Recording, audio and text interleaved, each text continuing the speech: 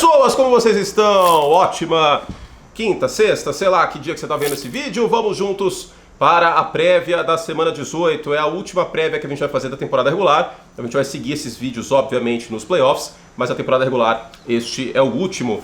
E, obviamente, a gente vai falar bastante de Bills e Dolphins, mas também um pouquinho da partida entre Chicago Bears e Green Bay Packers. Eu comento esse jogo no domingo. No sábado eu comento Steelers e Ravens.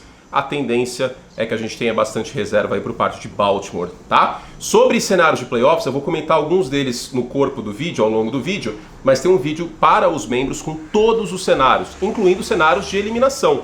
Por exemplo, no caso de Seattle, perder não é só o jogo dos Packers que importa. Mesmo que os Packers percam, se o Seattle Seahawks perder para o Arizona Cardinals, também está eliminado, né? Então, um vídeo com cenários de classificação e também cenários de eliminação, esse só para os membros. Fiz um vídeo também sobre o Tua Tagovailoa e a questão da confiança sobre ele. Será que dá para confiar no Tua para os playoffs? O que vocês acham? Tem um vídeo lá para os members, certo? E tem um Exagero ou Fato também para os membros. Então, venham com a gente, tem muito conteúdo neste final de semana. Bom, vamos começar com o Game of the Week, o jogo da semana, que obviamente não pode ser outro. É Bills e Dolphins. Bom, o Sunday Night Football dessa semana vale a AFC Leste e vale muito mais coisa. Se Miami perder esse jogo, pode ter que pegar o avião. Vamos pegar um primeiro avião. Põe o Leandro Leonardo aí. Com destino à felicidade. A felicidade não é enfrentar os Chiefs fora de casa com aquela defesa boa e o Mahomes vai saber o que acontece. Não seria uma boa você ter que viajar na semana que vem para jogar no Arrowhead e pegar a defesa dos Chiefs. Claro que o ataque dos Chiefs não tá aquela coisa e tal, já falamos muito sobre isso neste ano. Mas a Miami perdeu já para Kansas City nessa temporada, o jogo foi em campo neutro. Acho que não é uma boa enfrentar os Chiefs de novo fora de casa se fosse os Dolphins. Esse é um dos cenários possíveis, tem outros, claro. Mas se Miami perder, fato é que perde a divisão. E aí seria um flop imenso, né? Pelo amor de Deus, os Dolphins chegaram a ter 90% de chance de ganhar a AFC Leste. Claro, perdíveis os jogos contra Dallas, contra Baltimore. Baltimore é um time melhor, mas aquele jogo contra Tennessee pode custar caro, né? Aquela derrota em casa no Monday Night Football. Então, vale muito para os Dolphins também. E outra coisa, também pode valer caso outros times tropecem e mesmo com derrota os Bills classifiquem, eles podem classificar como sétimo cabeça de chave e Miami como segundo. Será que é interessante enfrentar o mesmo adversário duas vezes seguidas? Não sei se Miami gostaria de pegar Buffalo de novo na semana de Wild Card, né? Mesmo jogando em casa novamente. Então, para Miami pode valer, além, claro, da segunda seed, eliminar o Buffalo Bills e não ter que pegar o Buffalo Bills de novo nos playoffs, tá? Então esse é um ponto bastante importante aí para os Dolphins do que vale. Para os Bills, pode valer vida ou morte. Como é o último jogo do domingo, se Pittsburgh vencer no sábado os reservas de Baltimore e Jacksonville vencer o Tennessee Titans, e a tendência é que isso aconteça, quer dizer, vai saber, né? Aí os Bills precisam vencer não só para ganhar a divisão, mas para classificar para os playoffs. Se eles perdem para Miami nesse cenário, eles estão fora da pós-temporada por conta de critério de desempate, mesmo tendo campanha 10-7. Então, em meio a isso, também vale muita coisa para Buffalo, além de poder terminar essa temporada com uma arrancada, caso vençam, e hoje são favoritos para vencer, daqui a pouco eu falo sobre isso, e nessa arrancada seriam um seed 2 em potencial da AFC, e aí receberiam o sétimo colocado e jogariam a semifinal de conferência caso vençam também em casa em Buffalo. Então, que coisa louca, eu não me recordo de ter visto isso, eu preciso perguntar para o Departamento de Pesquisa da ESPN Americana para falar sobre isso nas transmissões, inclusive. Se eu comentar um jogo de Bills ou Dolphins nos playoffs, vou procurar isso. Quando foi a última vez que isso aconteceu? Da gente ter um time que pode ser eliminado ou ser o segundo seed da conferência. Antigamente isso valeria a folga, coisa louca, né? Enfim, agora a folga é só para o primeiro colocado, no caso o Baltimore. Vamos falar do jogo em si, né? Eu já falei dos cenários, mas vamos falar um pouco do jogo em si. Ponto importante, turnovers aqui, para os dois lados. Porque o Tua teve um jogo de 2 interceptações depois de controlar muito bem a posse de bola nas partidas anteriores. E essa defesa de Buffalo é a segunda que mais rouba a bola do adversário na NFL. Essa é uma virtude dessa defesa. Sabe qual é a primeira? Baltimore, que roubou a bola 2 vezes dos Dolphins do Tua na semana passada. Olho nisso, tá? E óbvio, olho do outro lado, porque o Josh Allen é um dos quarterbacks com mais turnovers na NFL e contra os Patriots ele deu um presentaço no passe longo. Então, eventualmente, se ele faz um negócio desse no último quarto, por exemplo, pode valer a vitória para Miami. Então, turnovers são cruciais nessa partida, como normalmente são no futebol americano, mas nesse jogo tem um impacto maior pelo contexto. Outra coisa importante, pressão. As duas defesas são top 5 na NFL em pressão, tanto de Buffalo como de Miami. Claro, Miami não conta com Bradley Chubb, então pode ser que tenha uma eficácia reduzida em relação a isso. De qualquer forma, a gente tem um Josh Allen, que é um dos melhores quarterbacks quando pressionado nessa temporada, e um Tua Tagovailoa, que cai bastante de produção quando pressionado neste ano, tá? Ele acaba caindo para metade de baixo da NFL em rating quando pressionado. Quando não pressionado, vem produzindo muito melhor. Pressão é algo para a gente ficar de olho, a tendência é que Buffalo pressione melhor do que Miami, como aconteceu no jogo de Dallas, né? O Tua foi bastante pressionado e Miami conseguiu pressionar. Aqui pode acontecer o contrário, tá? Então isso pode ser bastante importante. Outra coisa, claro, são as lesões no Miami Dolphins. O Tua tá com lesão no ombro esquerdo, isso é relevante porque ele é canhoto, obviamente, e tem outros jogadores que estão machucados. O Xavier Howard pode não jogar, não treinou na quarta-feira, e o Jalen Waddle também pode ser desfalque novamente, pode ser que não jogue, e isso seria impactante. Para além disso, literalmente pegou fogo a casa do Turk Hill. Então, assim, é uma situação delicada, em termos de tipo, como que vai estar o emocional do cara.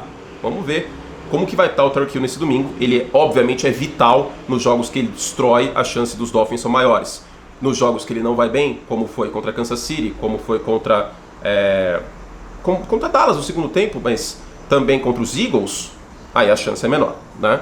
É o principal, é o melhor jogador dos Dolphins. Por fim, quem você acha que vence? Tio Curte? Eu acho que da Buffalo, tá? Sinceramente, acho que o favoritismo é de Buffalo aqui. Tem o melhor quarterback, tem um time menos machucado, tem um time mais quente. E o Josh Allen tem uma sequência incrível de pelo menos 2 passes para touchdown jogando contra os Dolphins nas últimas partidas. Agora, não quer dizer que Miami não tenha chance. Por onde passa a chance de Miami quando você estiver assistindo o jogo? Miami precisa correr com a bola bem. Correu com a bola bem na última semana. E o A-Chain pode ser parte fundamental nessa questão, tá? Porque a defesa de Buffalo melhorou desde a folga, foi até atrás dos números, até a semana 12, 4,7 jardas por carregado, é uma das piores da liga. Da semana 14 em diante, 4,2 jardas por carregado, isso caiu bastante, e enfrentou times que correm bastante com a bola, como por exemplo os Patriots. Então, correr bem com a bola, até para tirar um pouco de pressão do Tua, pode ser um fator importante aí para os Dolphins. Eu fiz um vídeo no meio da temporada, falando sobre a ignição do ataque dos Dolphins. Me lembra muito como eram os Rams do início do século.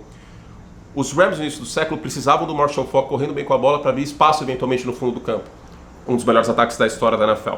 E os Dolphins eu vejo um pouco isso também. Se você consegue correr bem com a bola e abre o espaço no fundo do campo, eventualmente o Turk Hill pode ser um fator, porque a defesa está atraída para perto da linha e não está cobrindo tanto o fundo. Então, olho nessa questão. Mas não tem só Bills e Dolphins não nesse final de semana, viu? Tem Bears e Packers também, um jogo que vale muito, muito, tanto em história como para os Packers em vaga de pós-temporada. Bom, cara, esse jogo é muito impactante. Green Bay ainda poderia classificar com derrota, tá? Tem cenário que Green Bay classifica com derrota, mas o cenário mais fácil, bom, é Green Bay vencer o Chicago Bears. Como fez na semana 1, num jogo fenomenal, ou como diria Giovanni Improta, fenomenal, do Jordan Love? Não, do Aaron Jones. Foi o melhor jogo do Aaron Jones naquela temporada, nesta temporada, aliás, naquela temporada. Eu tô pensando em 2023, quer dizer, 23, aí eu tô, falando naquela temporada.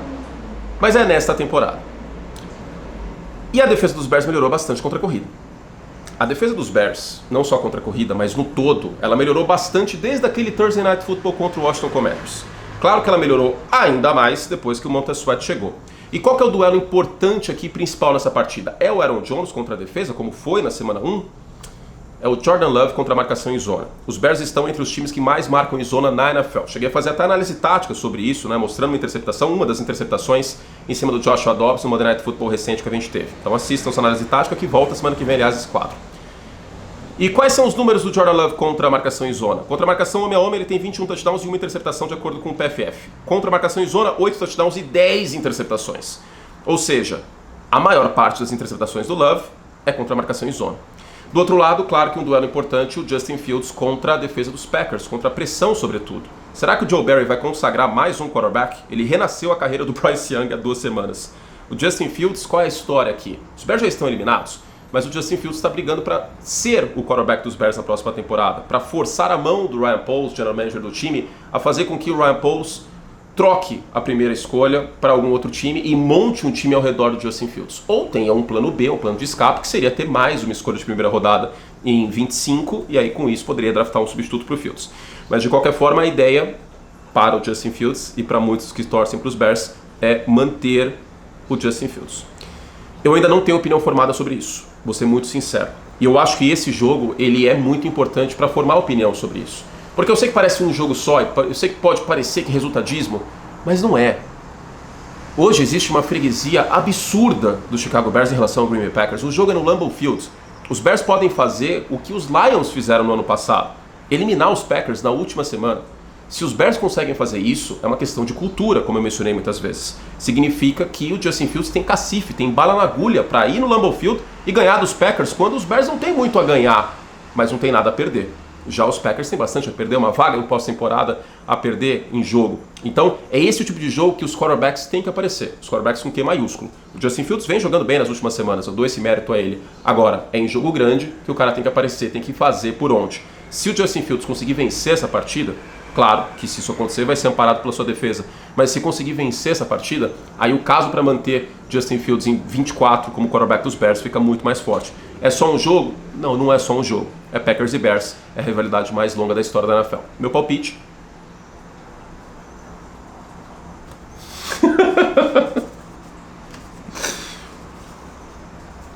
Eu acho que dá Bears. Eu acho que dá Bears. Feeling. Torcedor dos Packers, não fica bravo comigo! Tá, tem um short bem interessante para vocês assistirem sobre a história dos Packers, inclusive. Eu acho que essa defesa dos Bears pode roubar esse jogo. Tá? Tá passando um pouco abaixo do radar com uma defesa de Chicago, tá sendo uma defesa top 7 na segunda metade da temporada. Tá? Não nem top 10, top 7 na minha visão. Vamos ver. Agora um pouquinho sobre os outros jogos.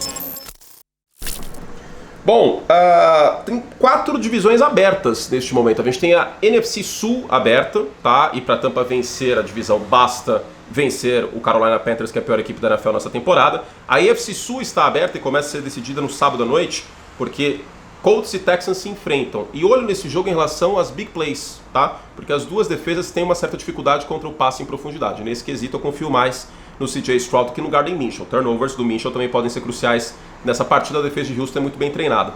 Agora, quem vencer aqui torce contra o Jacksonville Jaguars, porque quem vencer, se Jacksonville perder, vira o campeão de divisão. Se Jacksonville vencer, aí é o campeão de divisão, independente do que aconteça no sábado. A NFC East também está aberta. Dallas, se vencer os Commanders, e é favorito por ampla margem, os Cowboys são campeões da NFC Leste e devem ter o seed 2 da NFC. Jogam em casa na primeira e se vencer na segunda rodada dos playoffs, na semifinal da NFC, os Eagles precisam vencer o New York Giants e torcer contra o Dallas Cowboys. Se os Cowboys perderem e os Eagles vencerem, aí Filadélfia é campeão de divisão. E por fim, a NFC Leste, como eu já destaquei, também está aberta. Quem vencer o Sunday Night Football vence a divisão.